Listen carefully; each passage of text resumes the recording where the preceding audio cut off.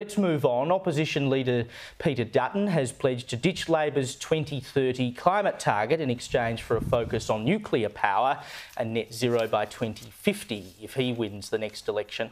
Under the Paris Agreement, Australia is meant to cut emissions by 43% of the 2005 levels by 2030. But the Coalition argue, and I think it's pretty obvious to everyone, that goal is unachievable. Now, some have been claiming that this would have us kicked out of the Paris Accord, as though that was somehow a bad thing. But Nationals leader David Littleproud disagrees. That's totally false to think that by us not meeting our 2030 target would see us kicked out of it. We are committed to our 2050 target. In fact, at the latest COP meeting in the UAE, most countries will fall short of their 2030 target. So what we've said is, let's be honest, let's look Australians in the eye and say, not even this government's going to make their 2030 target because they can't get to 82% renewables by 2030. There's not the supply chain to do it. I mean, what is the point, Joe, of continuing with the 2030 target when we all know it ain't gonna happen? Well, I suppose the point is, David Littleproud seems to be talking at odds even with himself. You have countries that aren't going to meet the targets. Plenty of countries are. I mean, not meeting climate targets is a national pastime for every single country that signs up to them. That's because they're not. It's like ignoring UN conventions on human rights. But that's different to actually junking the target and saying, well, we're not even going to try anymore. So that is the difference. So it's not saying, well, we're not going to meet the target is one thing. The question is, are you even going to try?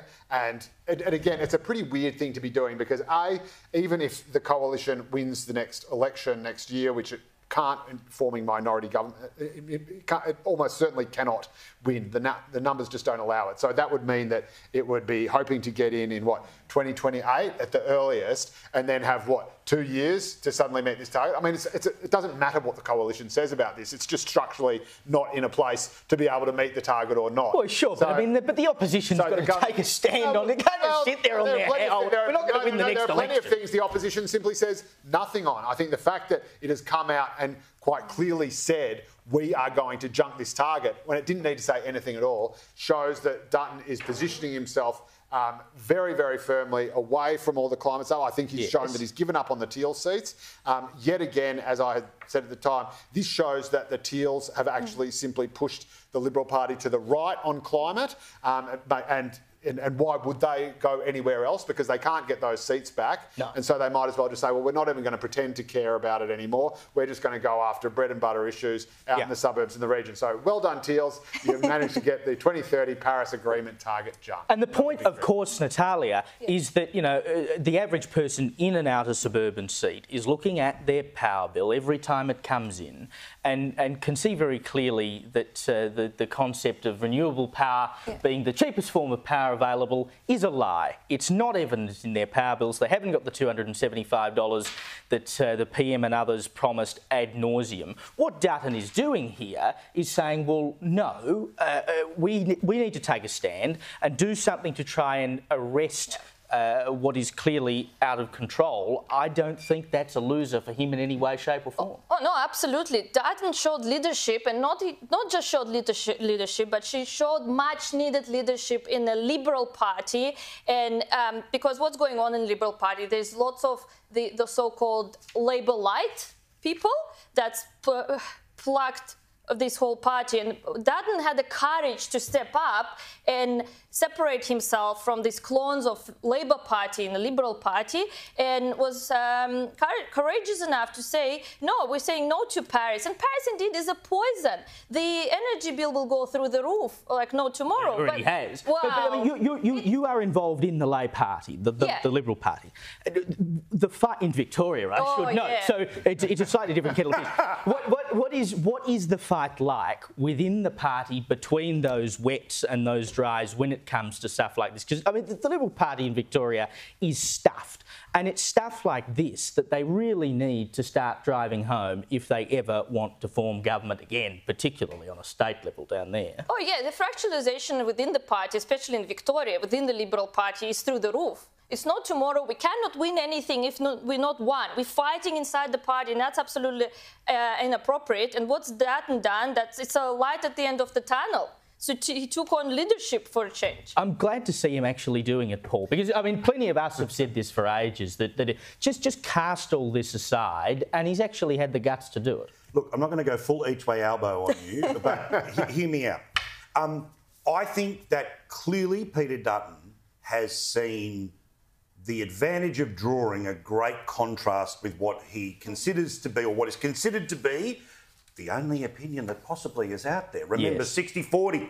Yes, when he comes out and says no, and it ends up getting 60-40 when it comes to the Voice. The 3D chess of this is a bet that Trump becomes the president at the end of this year, which would mean that the United States would also take a sizable step back from a series of commitments under the Biden regime.